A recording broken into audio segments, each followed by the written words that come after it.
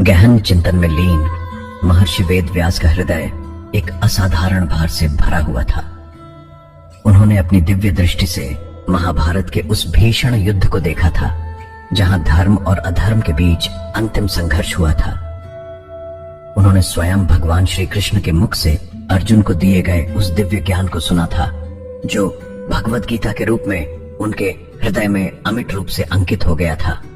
यह ज्ञान जो जीवन के गूढ़ रहस्यों, कर्तव्य के महत्व और आत्मा की अमरता को उजागर करता था, अब तक केवल उनकी स्मृति में ही सुरक्षित था।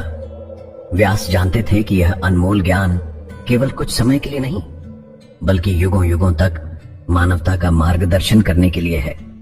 उनकी आत्मा इस ज्ञान को विश्व तक पहुंचाने के लिए व्याकुल थी, ताकि हर पीढ़ी इस दिव्य ज्योति से प्रकाशित हो सके। वे एक ऐसे माध्यम की तलाश में थे जो इस विशाल ज्ञान को अक्षरों में बांध सके, ताकि यह कभी धुंधला न पड़े।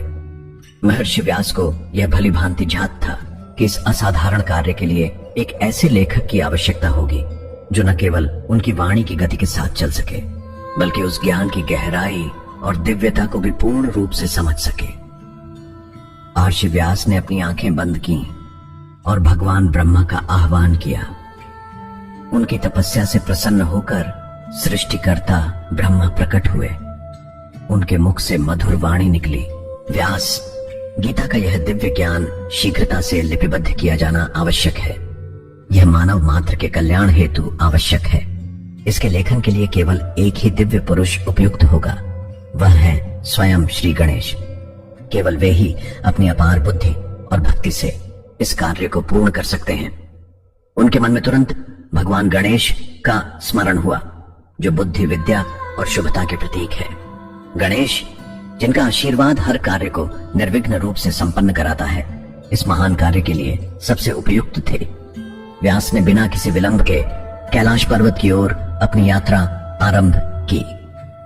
उनका मन दृढ़ संकल्प से भरा हुआ था और उनके कदमों में उस ज्ञान को विश्व तक पहुंचाने की तीव्र इच्छा शक्ति थी।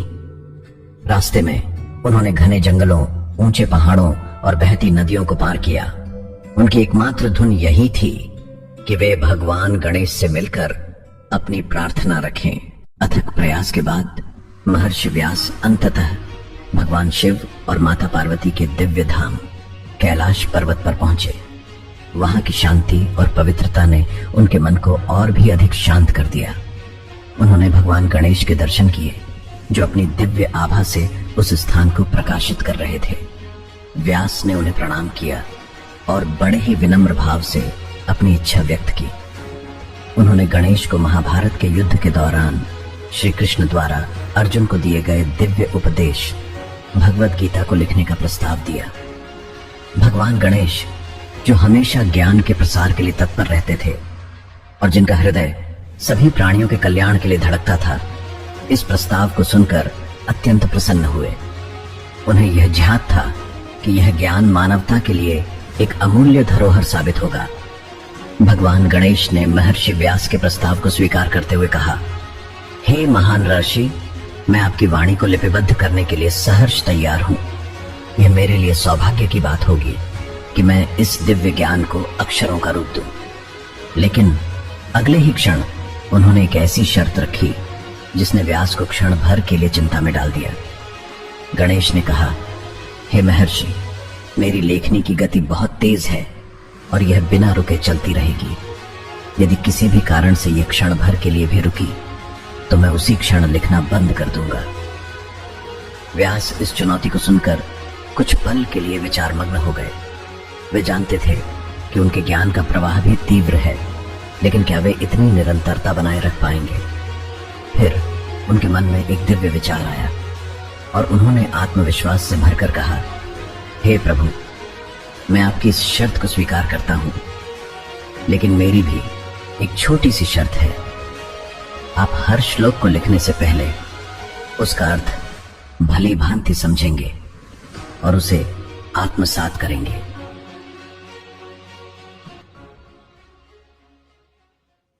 भगवान गणेश व्यास की इस बुद्धिमानी भरी शर्त को सुनकर मुस्कुराए। उन्हें यह ज्ञात था कि व्यास न केवल एक महान आर्षि है, बल्कि एक असाधारण ज्ञानी भी हैं। उन्होंने व्यास की शर्त को स्वीकार कर लिया और इस प्रकार एक दिव्य साझेदारी का आरंभ हुआ। महर्षि व्यास ने धारा प्रवाह रूप से भगवद गीता के श्लोकों का उच्चारण करना आरंभ किया। उनकी वाणी में वह दिव्य ज्ञान स्वयं प्रवाहित हो रहा था। भगवान गणेश अपनी विशाल बुद्धि और एकाग्रता के साथ हर श्लोक की गूढ़ अर्थ को ध्यान से सुनते, समझते और फिर उसे अपनी दिव्य लेखनी से लिपिबद्ध करते चले गए। उनकी लेखनी कभी नहीं रुकी, क्योंकि व्यास का ज्ञान का प्रवाह भी अनवरत जारी था। इस अद्भुत प्रक्रिया में भगवान गणेश ने अपने एक दांत को भी तोड़ दिया, ताकि उनकी लेखनी बिना किसी बाधा के चलती रहे, जो उनके समर्पण और कर्तव्य निष्ठा का प्रतीक है। कैलाश पर्वत पर ज्ञान की एक अद्भुत धारा बह रही थी, जिसने आने वाली पीढ़ियों के लिए ज्ञान का एक अक्षय भंडार तैयार कर दिया।